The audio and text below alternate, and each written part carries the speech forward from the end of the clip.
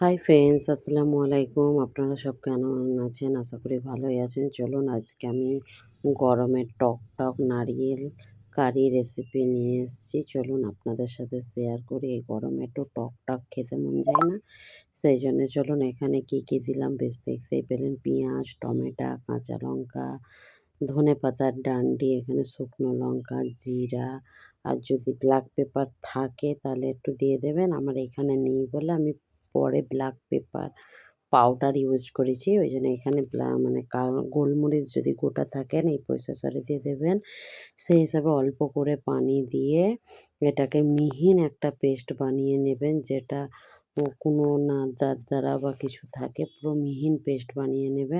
আর এখানে ৩-৪ চামচের মতো সর্ষের তেল দিয়েছি, তাতে ৮-১০টা কারি পাতা দিয়ে পেস্টটাকে দিয়ে দিচ্ছি। পেস্টটা দেবার সময় প্লিজ গ্যাস স্লো রাখবেন, নাহলে দেখলেন তো উপরে কেমন ছিটকে যাচ্ছিল। চলো তারপরে একটু শুকিয়ে যাবার পর মশলাটা একটু শুকনো শুকনো হবার পর ওর উপরে কিছু ঘরের সামরিক মশলা দিয়ে দিলাম, যেমন নুন, হলুদ, লঙ্কা, জিরে, আর এখানে ব্ল্যাক পেপারটা দিয়ে এটা একটা এরম করে নাড়াচাড়া করে মিক্স করে নেবো। এতে বেশি মিক্স করারও দরকার হয় না। এই কারিটা এমন ইজি আর এত টেস্টি হয় খেতে।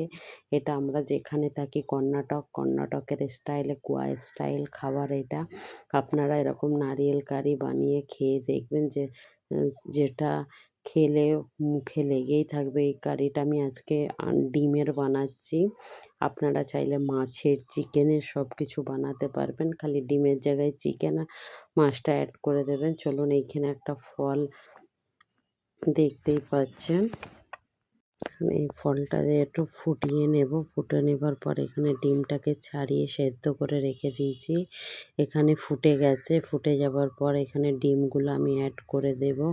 ডিমগুলো দেবার পর বেশি নয়, ২ থেকে ২.৫ মিনিট ফুটিয়ে এলেই আমাদের কারি রেডি হয়ে যাবে। ঝোলটা একটু বেশি আছে, সেই একটু মানে 75% ঝোল থাকবে, আর 25% ফুটিয়ে দিতে হবে যাতে একটু কমে যায়। উপর দিয়ে আমি অল্প করে ধনেপাতা দিয়ে দিলাম। আপনারা চাইলেন দিতেও পারেন, নাও পারেন। এটা দিলে কী হয়, কারির ফ্লেভারটা খুব টেস্ট হয়ে যায়। চলো আমাদের নারকেল দিয়ে আন্ডা কারি রেসিপি রেডি হয়ে গেছে। কেমন লাগছে ঝোলটা দেখতেই পাচ্ছেন, কত সুন্দর দেখতে লাগছে, খেতে অপূর্ব লাগবে।